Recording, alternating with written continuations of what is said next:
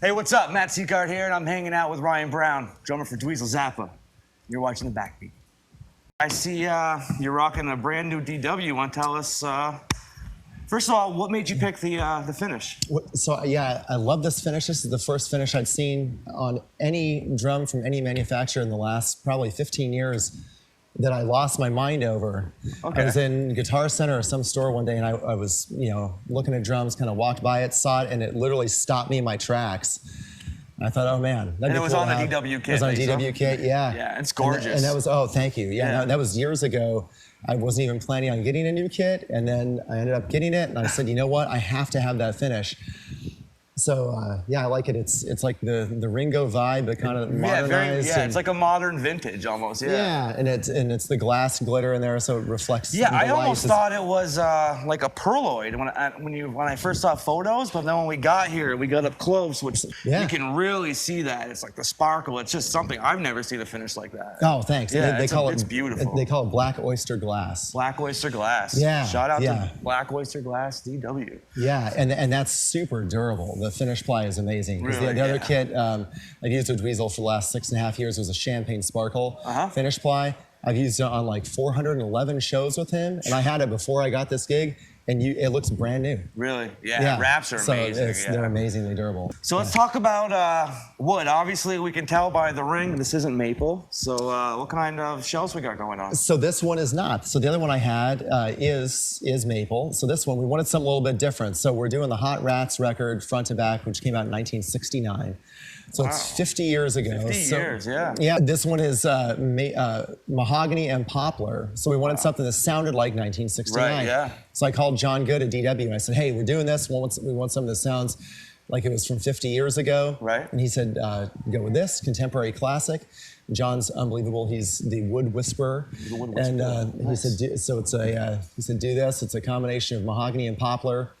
It has reinforcement rings in it. Nice. And then I changed the sizes up a little too. The diameters are all the same, but I designed the sizes based on the exact sizes that they were making the Rogers and Slingerland and back in '69. They're all making back in '69. Okay, nice. So my 3 rack toms are 1 inch shallower than my other kit. Modern. Okay. Than like the modern now, stuff. what are the sizes of every one? So the racks are 10, 12, 13 diameter, and then they're 7, 8, 9 depths. Okay.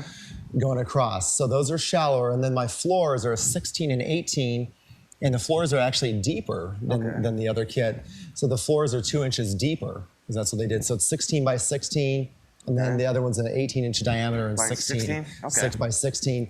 The snare is 6.5 by 14, and the kick is 16 by 22. Okay. So back then most companies were doing 14 by 22. So that's the one kind of liberty I took. Yeah. Just a little bit, and they sound amazing. Yeah. I love the way they sound. Yeah, it's a gorgeous kit, and it's a really warm sounding kit. When you were playing it sounded incredible. Oh, well, thanks. Yeah, I'm very, very happy with it. Yeah, and as Adam says, who also plays drums, the kick is the MVP of the kit. It just sounds amazing. So.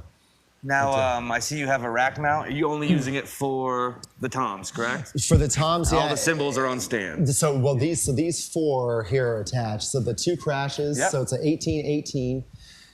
This splash, and then the bell, the radio bell, the Bosio line. So all that stuff is on the rack, and that rack is also new for me. And it makes it way easier for my tech to set everything up. Yeah, I love that. So, and it's super easy to move around for bet, him. Yeah, and if we're on a smaller stage, then I'll still have the front the same, but then I can get rid of some stuff on the side because the side's not on a rack. Okay. So I can ditch the 18, ditch one of the Chinas, because sometimes we're on, it's a tighter space. Right. Yeah. Exactly. But this footprint is usually the same. Nice. So, but yeah, that's the other new piece for me, and then heads, I have Evans coated G2s on these, and clear G1s on the bottoms. Okay. Same for the snare? Snare, I actually have a prototype. Okay. It's a prototype UV2 coated that's on it. On the last tour that we did, I had a full set of prototype UV2s. They were unbelievable, and they're just not out yet. So I couldn't get another set of them for this 2-ply. Yeah. And that last tour we did was 38 shows in 45 days. I never changed the tom heads. Really? And our shows got it to be like 3 hours straight, no break. I know, your set with list an hour is insane. sound. So it's like, and I beat the crap out of them. And they still sounded amazing after 38 shows. So it's Evans UV2. UV2s that aren't out yet. Coming soon. So coming soon. Yeah. But I will tell you, these are coated G2s. These also sound absolutely incredible. I'm very, very happy with them. So. Nice. So Tor tested and improved? Yes, 100%. Yeah, man, those UV2s, like I'm like the poster boy for those heads when those come out. So, now the snare bottom was a 300? 300, yeah. Snare wire, 40, 20? 20. That's the one that came, came on the drum. Yeah. Yeah, and I also use the Pure Sound. That's the one that came on it. I can show you my backup snare over here if you want me to grab it. So we're gonna talk about this snare. How long have you had this now? I've had this about 2 years. 2 years. So this was custom made for me by my good friend Alan Davis in San Antonio, Texas. Okay. And it's made out of 4 different kinds of wood. So it's maple, mahogany, zebra wood, and walnut. Wow. 3 of which he had growing on his property where he lives. So he went out and lumberjacked it down for you. He totally lumberjacked it down. Yeah. So it's stave, and it sounds absolutely incredible. So and on the last tour, this was my main snare drum. And I just got this one, and this one also sounds incredible. So now I'm kind of going back and forth between these two. Now this was his first drum he ever made. This was the first one he ever made. He made one for me, and he made one for his friend Drumbo, who some of you may know, who works at Sam Ash San Antonio. Okay. And he made one for me, one for Drumbo, and we just fell in love with it on the last tour. Yeah, and he ended up making me a backup. He made one for Dweezil, and yeah, he's an amazing guy. Yeah, it's gorgeous. And now his company is called Davis Drums? Davis Drums. Out of San Antonio. San Antonio, nice. Yeah, so yeah, huge shout out to him for he's a huge fan of ours and came to a bunch of shows and told me after a show one day, he said, hey, I'm gonna make you a snare drum. And he did. Now he's making them for the stars. And now and it's he's been pumping them out. So yeah, that's awesome. And now that's a full-time business for him. Yeah, it is. Yeah, he just started doing it. It's so funny how a hobby can just turn into something so much more, and his passion just bleeds. Passion. Yeah, you're right. Yeah, he's a massive Frank Zappa fan, and and has seen tons and tons of shows and saw Frank many times back in the day. So that's what kind of led to the whole thing. So between these two, between this and the new DW Contemporary Classic, it's like, amazing arsenal to have it for me out on the road. All right, so let's talk cymbals. I see you're rocking Sabian. How long have you been with Sabian? Let's start with that. So I've been with Sabian for a long, long time. I played Sabian since I was like in middle school. Okay. And same with DW. So my first DW kit I bought November 7th, 1991. Wow. So I've been playing DW since 91. How long have you been sponsored by them? Since I got the Dweezil gig. Okay. So for all my sponsorships happened when I got the Dweezil gig, which was 6.5 years ago. Okay. So very lucky, and all my companies are amazing people, amazing products. I can't say enough about the people and the company and everybody involved. It's just they make amazing stuff. Now your crashes are HHX. Yes. So these are both 18s HHX. Okay. This is a HHX Explosion crash. Yeah. And this is a HHX Power crash. Okay. And then this other one is a 17. It's a Paragon. Paragon. Oh, okay. One of my favorite lines, the Paragon line. And the hi-hats, this is interesting, they're actually not a matched set. So it's a Legacy top and an Evolution bottom. Really? And I love the way that those sound. So I picked those out with Chris Stanky, the Sabian AR guy in LA. I went over. And you were just trying out different ones and. Just trying out a million different combinations. I landed on that, and I can't tell you how many people have come up to me after shows and said, man, those hi-hats sound amazing. What are those? Now, what do you think it is about it that makes it so different when you're comparing the two? Is one lighter than the other? One's lighter, yeah. So this Legacy top, like this is pretty thin compared to the bottom one. And it's something about that combination. It's just kind of like this magic combination that works really well. And everything, by the way, everything is here for a reason, for replicating Frank Zappa's music. Right. And there's so many records. By the time he passed away, there were 62 records. Right, yeah. And since then, they've released about 40 more. So there's over 100 now. So there's a lot of drummers to try to emulate. And the drums, I have this many drums, if for no other reason, just for the song Inca Roads. There's one song that I have to do a run at the end that uses all these drums. Must be a workout. And I need the bell and the splash here for a couple different songs. Yeah, so during sound check, I saw you were doing that. Yeah. That one song you were... Yeah. What song was that? Beauty Knows No Pain. Beauty Knows No Pain. Yeah. That sounded really cool. Oh, thanks. Yeah, Yeah. that's on one of my favorite records of his. You Are What You Is. So this is an AAX Aero Splash, and this is a HH Radia Cup Chime. What so size is the is this Bosio. Aero? 10. 10? Okay. This is a 10. Yeah. Now your hi-hats are 14s? 14s. Okay. Yeah, 14s. Yeah, 14, 10, and then this is an 8. Yeah. Yeah, The nice. Chinas, that one's a Paragon 19, Okay. and then the other one's a Paragon 20, and that has a radius splash inverted up inside of it. Okay. So that's for the Kind of like a trash crash kind very of thing. trashy. Yeah. And Terry Bozzio was one of Frank's most famous drummers, and so Yeah. that's very much there for trying to emulate the Bozzio sound. Nice. There's a lot of Bozzio stuff that has that in it. There's a lot of songs that have China. There was one you heard earlier. Yes. It's like a China festival. So, yeah. And then the ride is 21? It's a 20. 20, okay. Also at HHX or is that Artisan? It's a HHX Okay, stage ride 20. This is one of my favorite cymbals ever. Yeah. So on all my in-town stuff in LA, I use this all the time also. Nice. So I love this one as well. And I kind of I will rotate the crashes out. Okay. Every now But you and then. always stay with 18 typically, or? It's always good question. It's Yeah. always 18s here, always 17 here because I need this limited amount of room to Play with the to ride. play. Yeah, get to that do the bell in there. And, yep. Yeah, and this is, like exactly the space I need down to like the millimeter. It's like, what's that? Operation.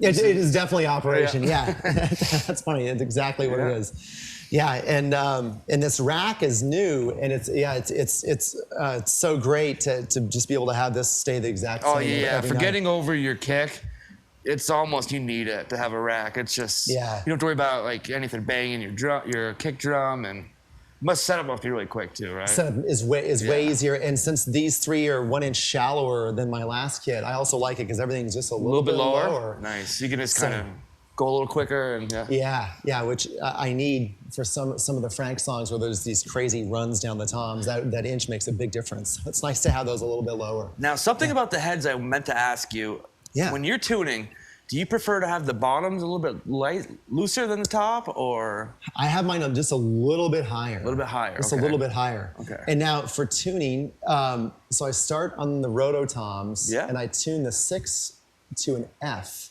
Okay. And then I go down in a major triad. So that 6 is an F, this is an F, the 16 is also an F. Oh, okay. So and that took a lot of time for me to figure out what works well. So this is the same as the 18. Yeah, right. Okay. So like those three mirror these three. Yep. Yeah. And then these two mirror those two. Exactly. Okay. Yeah. And then like coming back up, it's like in scaled degrees, it's like 5, 1, coming back. And I've done a lot of shows with him. It took a lot of shows for me to figure out what to tune to. Right. And what note kind of works for all the songs and what intervals work. Then we kind of landed on that, and me and the sound guy, like that's kind of the perfect combination. So we always sound check, and then I have a app on my phone that's a piano app, and I pull it up and hit an F, and then just go down. No, really? From Yes. Yeah. So it's like da da da da dun da da dun dun dun dun dun, and then down. Now, one other thing I from there. noticed is you don't use any moon gels. No dampening at all, huh? I don't. Yeah, right. I don't have any dampening. Okay. And I actually haven't on this gig. I've never done that for this. Nothing for the snare either, right? So nothing. Yeah. Nothing on the snare. Nothing. Yeah, we've never had anything. Just have them nice and open. Yeah. Now, hardware's all DW 9000? Hardware is all DW 9000. Okay. All DW 9000. Pick pedals 9000. 9,000 double pedals. So Yeah. there's not a lot of double pedal stuff, but that kind of points to the Bozzio era again, Right. where there's some double pedal stuff. And then electronics, I have the Yamaha DTX multi-12 pad I use for a variety of different sounds. So you'll hear later in the show, I use it for a lot of cowbell sounds. Okay. There's cowbells and there's a lot of sin drum sweeps. So I'll hit it and it will do things like Oh, okay, yeah. stuff like that. So nice little accents. Into All the kinds song. of accents. And Chris Norton, our keyboard player, he has 5 keyboards. He's unbelievable. He has a ton of stuff going on. So if there's something he can't cover, then I'll cover it over here with the pad. Nice, yeah. And So- you just got sponsored by Yamaha. I did, yeah? yes, Yeah. yes. So yeah, they've been amazing. So Nice. this is brand new, and we also have the DTX kit over here that Adam is playing because we have some double drum stuff going on in this Yeah, tour we'll go as over well. there and shoot some footage after and check that out. That's Awesome, also, yeah. we were looking at the heads on that. It's really interesting how it's almost like a Nerf kind of feeling, right? It is, yeah, and they feel amazing. Yeah, it They- does, they feel, yeah. They feel incredible, yeah. With the DTX, are you using it as a click track? Is it controlling any of the in-ears? Anything like that? So Or- I don't use it for any of that Okay. in this band, but I get asked that a lot. So I never use a click track. It would be really hard in this music also because it's Right. constantly changing time signatures. Right. But we've never done that. I do have a Tama rhythm watch that you can see there. Okay. So I know the tempos of every song. And so I have that programmed. So when I'm counting off a song, I just look at the lights. Okay. Flashing. And then you kind of get into Just it to with get that. it. Yeah. So you'll see, and then I got this from Dave Weckl when I saw him play years and years ago, who I heard from him that he got it from Steve Gadd, where like while Dweezil's talking about the next song, I'm already looking at the tempo, Getting ready. drumming on my leg. Oh, okay. So by the time he's done introing the song, You're ready I've to already go. been, if it's at like 134, I've already been playing at 134 on my legs for like a minute and a half. Oh, right. So I'm in 134. Okay. So I'm ready to go, but I'm not hearing it. I'm just looking at the lights. And then we do a lot of runs of songs, which you just heard in the sound check, where it's like 9 songs in a row with no break. So there's no count offs. Right. So all that is just feeling through it. So in the in-ears, it's only just live coming back in, It's correct? just- yes, No yeah. backing track, nothing. No track, Nice, yeah. nothing. Yeah, and then I don't run any of that stuff. That's all run by our monitor guy. Oh, okay. All the in-ear stuff. Yeah. Nice.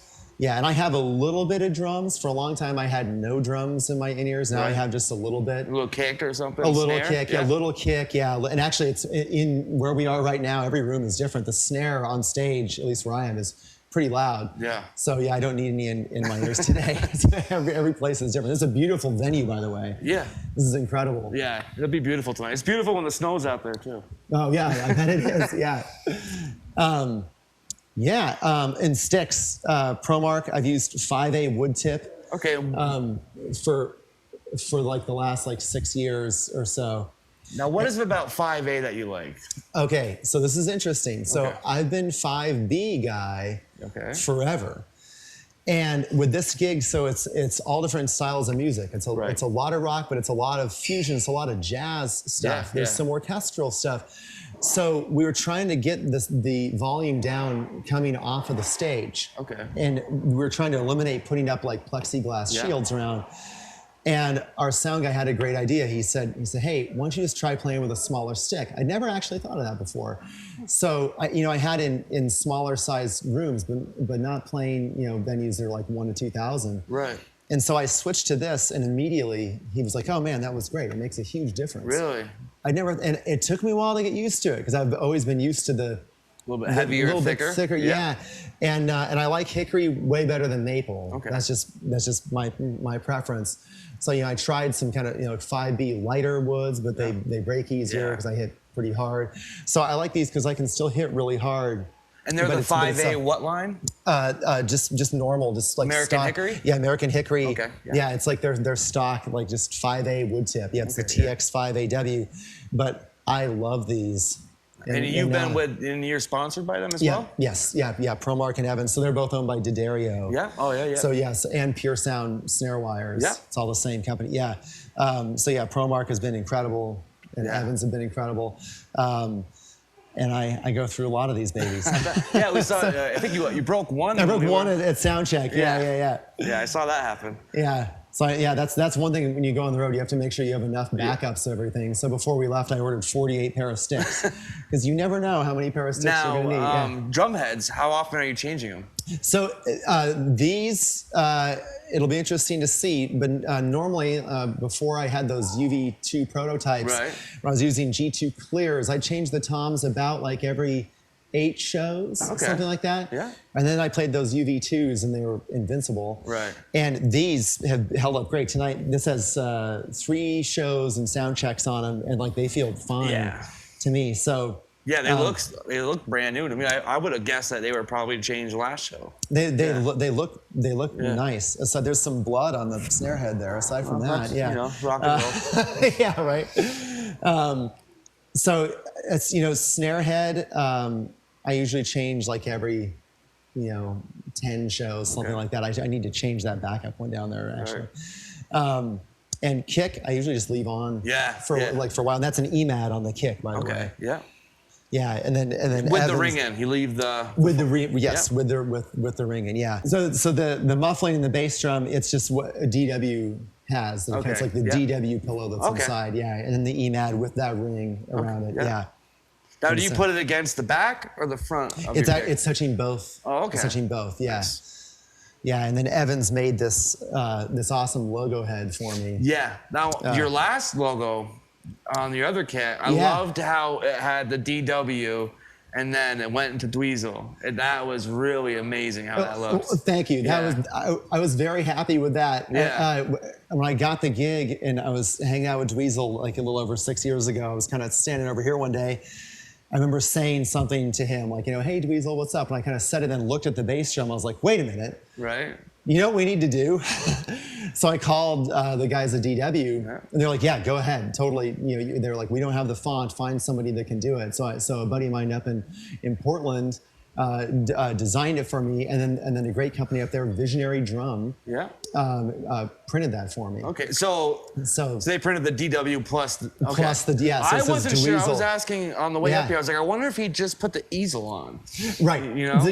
Good question. So my really good friend Lorenzo lives in Portland. Designed that.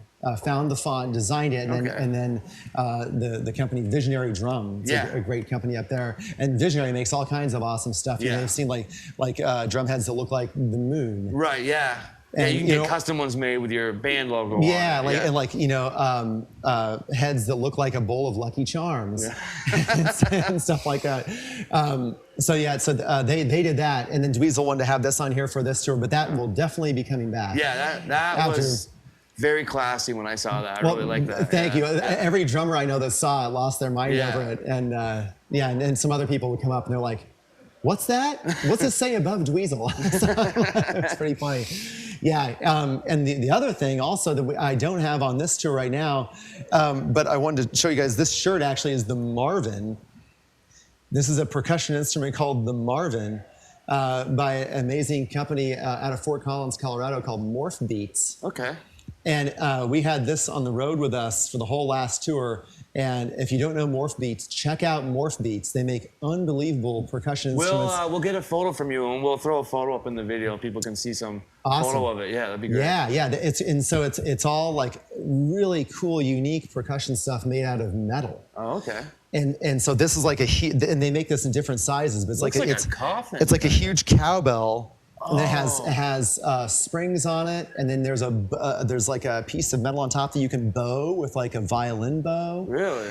And so we were all playing it, and we did the Black Page, and I played drums, and Adam played the Marvin on that, and they're amazing. They have all kinds of really cool, unique stuff that I use in every band that I play with. Really? Everything from how big is that? And so the one that we had was about this big. Okay. Like it was big. And is it mounted on a stand or? It's just loose. Yeah, we would just put it on a road case. But there's one this big. There's also one I think it's bigger. And then there's a mini Marvin and a micro Marvin. So and I have I think two of the different sizes. Really? At home, I'm gonna have to look them up. Yeah. It's really cool stuff. And they're great guys. Yeah. All right, so let's talk about this. Piece of metal you got going on right here. Yeah, so this is a stage weight. A lot of people ask me about this. So you play on a riser and everything bounces around on the riser all the time.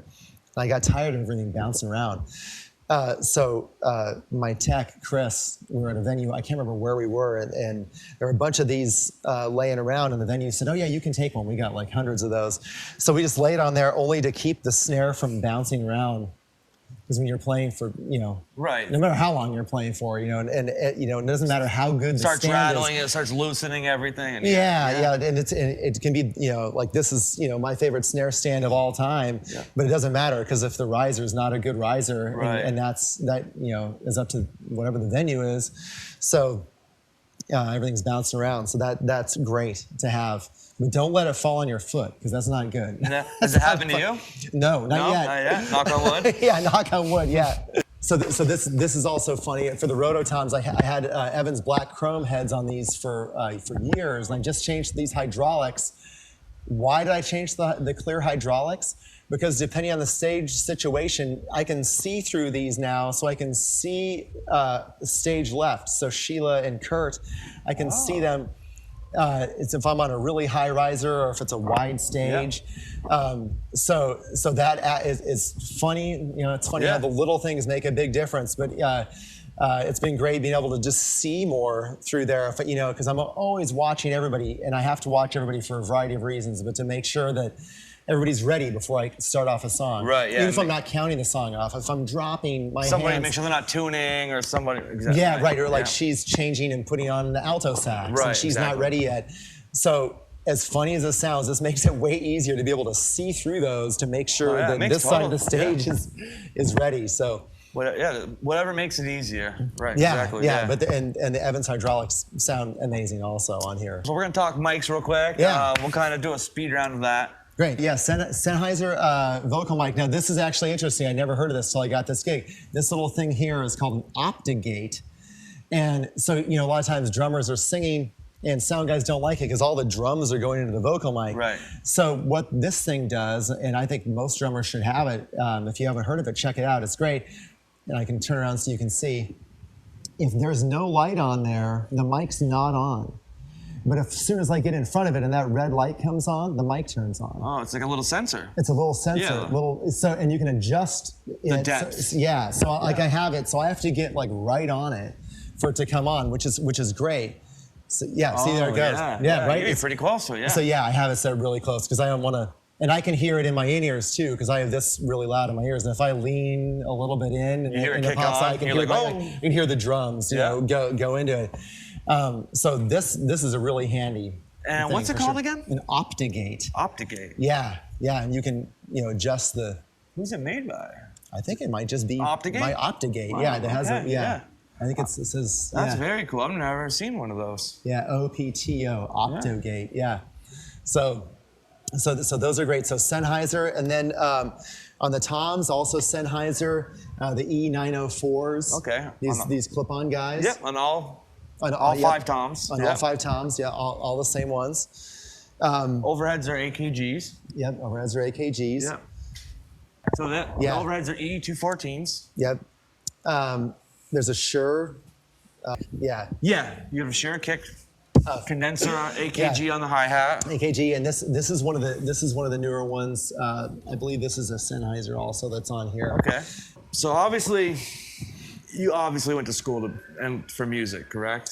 I did. Yes. Yeah. So I'm from Denver, Colorado originally. Yeah. And I went to Indiana University. Okay. In Bloomington, Indiana. And Bloomington. I got a degree in jazz studies with an emphasis in orchestral percussion. Okay. And my drum set teacher there was Kenny Aronoff. Really?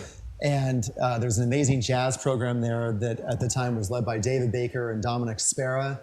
And I did all kinds of orchestral stuff there with Tom Stubbs, who's in the St. Louis Symphony.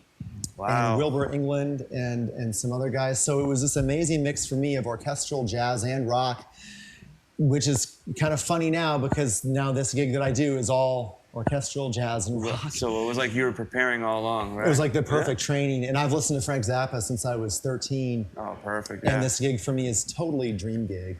Every night I sit here, I'm like, I get to do this. I get to play Frank Zappa music with his son. Right, Like, you can't beat crazy. that. Yeah, I did that. Went to Indiana, and then I played on a cruise ship for a year to save money to move somewhere. And I was going to go to New York or LA. Yeah. And I picked LA. And then you've also, besides touring with Dweezil, you've also been on a bunch of scores, correct? I've been very lucky to do a bunch of session stuff. Yeah. Everything from Foreigner to Hannah Montana to Clay Aiken. Some Disney stuff too, right? A bunch of Disney stuff. Yeah. And I did some work on Ice Age Continental Drift, Kung Fu Panda, Wow. The Dark Knight.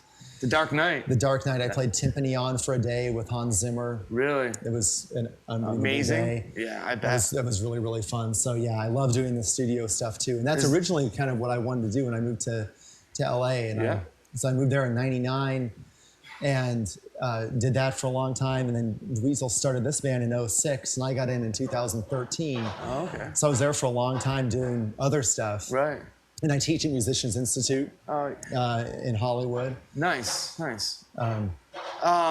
What do you prefer? Is there something that you enjoy more? Is it the tour life or being a session drummer or?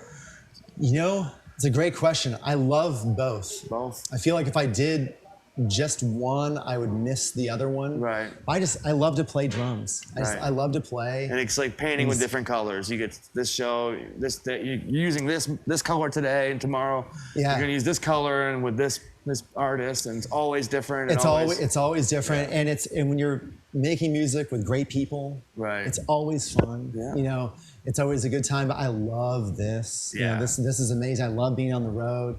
But I also love I love the pressure of the studio. Right. Of, knowing that they've rented out a studio for the day.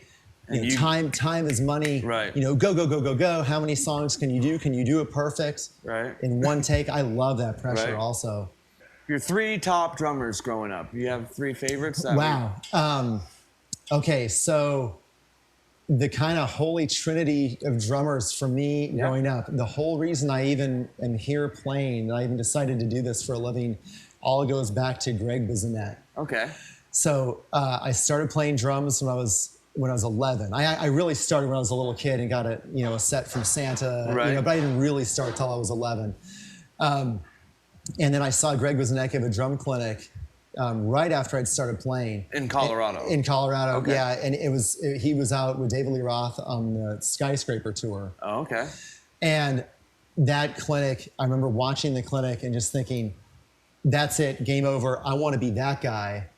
That's amazing. Now, what was it about the clinic that was so, was there one thing that stood out when he was showing you that really? I've thought about that a lot. It was, I think, more even just, I think it was everything. Because I'd never been to a real rock show. Right. I'd never, met a famous drummer. I'd never seen somebody really play up close that was, really good. It was kind of everything, and it happened to be him. It's like taking that poster off the wall and meeting him in person and kind of made it seem so much more achievable. Yes. Yeah, okay. Exactly. And he was telling, he went to North Texas, and he was telling, I just remember thinking, this possibly could be attainable for me to do. This would be amazing. And then they had some newsletters and giveaways and stuff at that clinic, and one of them had a list of records to check out. Okay. So one of them was Living Color. So the record Vivid with Will Calhoun. So Will Calhoun would be my second guy. And then Dennis Chambers, who at the time was playing with John Scofield. And there's a record called Loud Jazz. Okay. So my whole thing goes back to David Lee Roth, Skyscraper, Living Color, Vivid, and John Scofield, Loud Jazz, with Greg Bissonette, Will Calhoun, and Dennis Chambers. And then a couple of years later, I got into Frank, which is a long story. Yeah. But I got into Frank, and the first record I heard was Live in New York with Terry Bozzio. Yeah. And then I saw Rush on the Presto tour, June 22nd, 1990. And that was my second moment of like, no, really, I'm going to try to do this for the rest of my life. Rush was in Colorado as well? Yeah, it was in Colorado, yeah. So seeing Bissonette at that clinic, seeing Rush were the 2 moments for me that were like, put it over the top. Right. But it kind of goes to those 5 guys, like those 3, then plus Terry, which was the first Frank drummer I heard, and then Neil Peart. Now, Were your parents always really supportive of your choices and, excuse me, your choices in going into play music and wanting to pursue that as a career? Yes. Yeah. So my parents, thank God, are amazing. Yes. And like from day one, they were unbelievably supportive. You know, and they said, "This is what you want to do. You know, Yeah. go ahead and do it." You know, That's awesome. And I'm very, very lucky. Yeah. Very lucky for that. But they've been, you know, my biggest fans and unbelievably supportive yeah. from the beginning. I started taking piano lessons when I was 6. Okay. So I've always had music around, and then switched to this when I was 11. Going to college took a little convincing, Right. you know, to, you know, You were ready to go and- understandably, Yeah. you know, to do music. You know, first my dad said, you know, hey, why don't you get a degree in music and something else? Right. And so I was like, okay, that's fair. And then, you know, once I started looking at schools and seeing the amount of work you have to put into it, and then he was convinced Right. that I could just do music. And I'm lucky that it worked out Yeah. for me. So yeah. Once again, we want to thank Ryan Brown for hanging out with us, Dweezil Zappa Band. It's been amazing. Tonight we're in Jay Peak, Vermont. Yeah. We're excited to see the show. Any last things you want to say out there? Hey, yeah, well, thank you guys so much for having me. Yeah, of It's an honor course. to be It on was- your show. Thank yeah. you. Thanks for hitting me up. Yeah. And thank you guys for watching. And huge shout out to my companies, DW, Sabian, Evans, Promark, Yamaha DTX, JH Audio, Visionary Drum, Morfbeats. All amazing companies, great guys. Check all that stuff out. Thanks again for hanging out, and make sure to stay Yeah. tuned for another show. Yeah, thanks everybody. All right, later. Good night.